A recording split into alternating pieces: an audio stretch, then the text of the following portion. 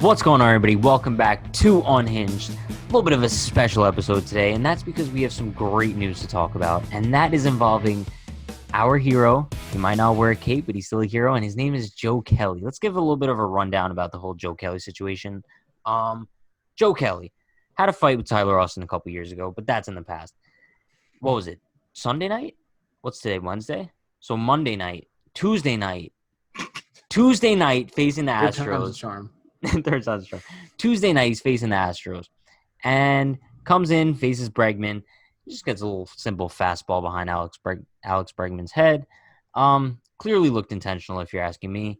I think next batter was Michael Brantley, and it was double play ball. Joe Kelly goes to cover first. A little bit of a step on Joe Kelly's foot by Brantley.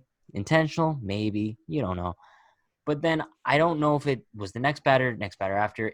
Carlos Correa comes up. Now, he had a home run earlier in the game. He pimped it a little bit. And Carlos Correa has been one of the guys on the Astros this whole time who has been the most outspoken. We all know the famous words he said to Cody Bellinger in an interview with Ken Rosenthal. So he took a little bit of an off-speed pitch over his head as well.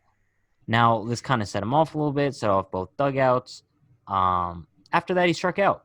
Joe Kelly gave him a little bit of boo-hoo. Correa obviously wasn't too happy about that. Bench is cleared. No, you're missing a very important part. What? Joe Kelly said, "Nice swing, bitch." He said that. Bench is cleared. Nothing else really resulted of it. But the huge news we want to talk about is today. And today, information came out that Joe Kelly was suspended for 8 games. Now, in a 60-game season, that's 8 games. In 162 games, that's a 22-game suspension for doing what? Nothing. Absolutely nothing. And not only that, but the Dodgers manager, Dave Roberts, was also suspended for 1 game. And Dusty Baker received an undisclosed fine, which leads me to believe the fine was equivalent to $5. Because if the fine was anything substantial, they would have released that information as they usually do with fines. So, gave you guys a rundown. Let me know what you think about the situation. I mean, the thing with Kelly is he doesn't have control to begin with. I mean, I don't know if you saw in the offseason, but he was working on a changeup and broke a window. Yeah. But the 3-0 count, I do believe it was intentional.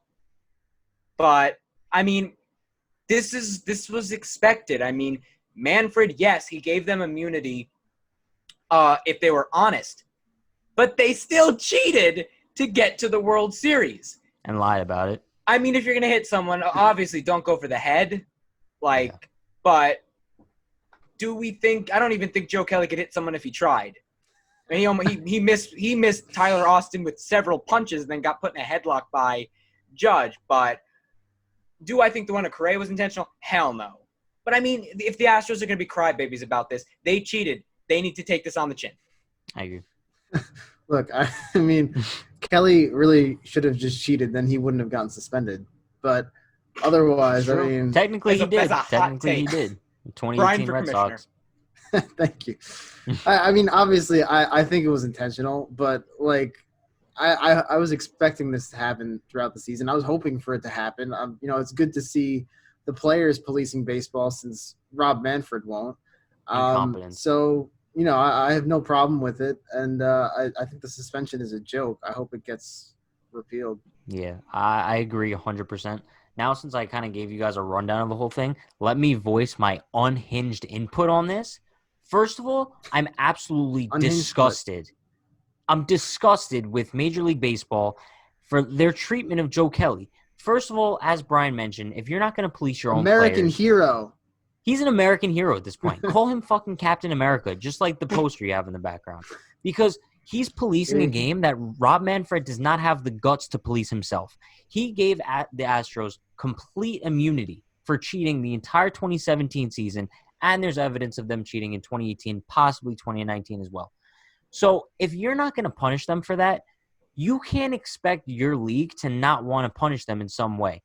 Because now it's the mentality of if you're not going to do it, then I am. So, and obviously the Dodgers are the ones that are most impacted by this whole thing. They were robbed of a World Series. So you can't expect them to go out there and not want to retaliate. And for all you baseball writers and reporters out there, John Heyman. Yeah, for all you, I'm not going to name any names. Other people might.